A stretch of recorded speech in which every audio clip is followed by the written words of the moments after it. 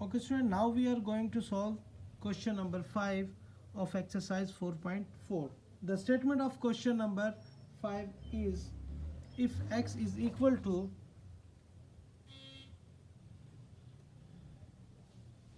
2 plus under root 3, then we have to find the value of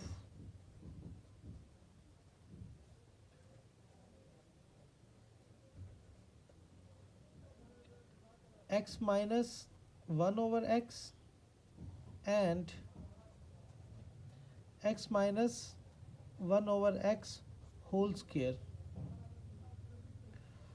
So in these questions the value of x is given, which is equal to 2 plus under root 3, and we have to find the value of x minus 1 over x and x minus 1 over x whole square. So the value of x is given, so first of all we have to find the value of 1 over x from x. So in solution we will find the first 1 over x from x. So the given is x, which is equal to 2 plus under root 3. Now we have to find the 1 over x. If we take the reciprocal of the equation, so left hand side will becomes, by taking reciprocal it becomes 1 over x, and the right hand side by taking reciprocal it becomes 1 over 2 plus under root 3. As we can see that in the denominator here is a radical sign, so we have to remove this radical sign. So we will rationalize this fraction by taking the conjugate of denominators. So its conjugate will becomes 2 minus 3 under root, we will multiply and divide by the conjugate, so 2 minus under root 3. So by multiplying and dividing by conjugate of the given fraction, now we are going to simplify. These two fractions are multiplying each other, so numerators will multiply by numerator, so 2 minus under root 3 will multiply by 1, so we will have 2 minus 3 under root over. So here we can see that the number binomial set and its conjugate are multiplying each other, so we will use the formula of a square minus b square, because it becomes a plus b and it's a minus b. So by using the formula a square minus b square, so the value of a is 2 and the value of b is under root 3. So by simplifying we will have the numerator as it is, 2 minus 3 under root over. So by taking the square of 2 we will have 4, and by taking the square of under root 3 we will have, square will cancel out the square root, so we will have 3. So by simplifying,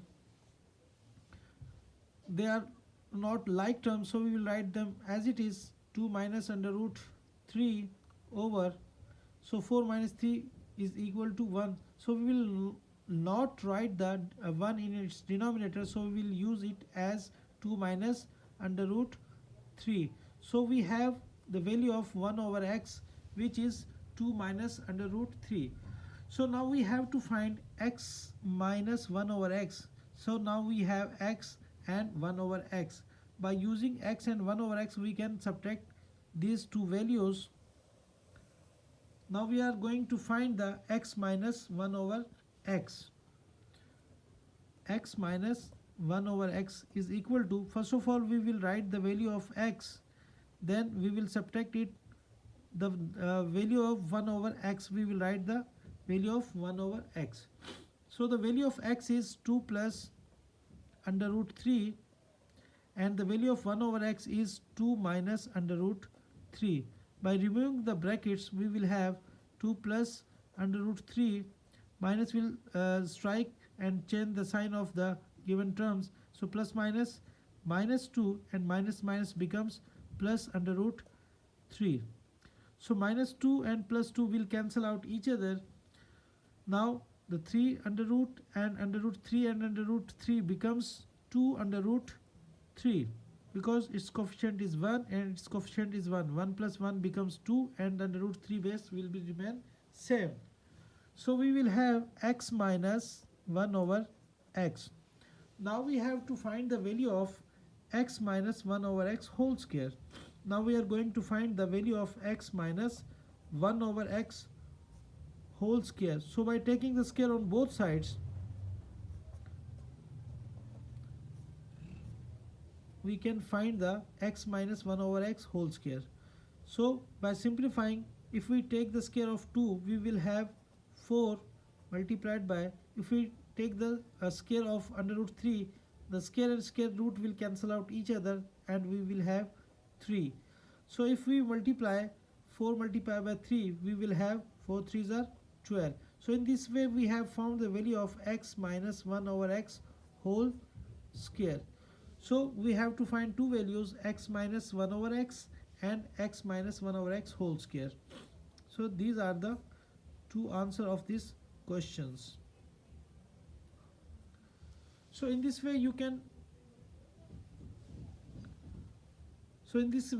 find the value of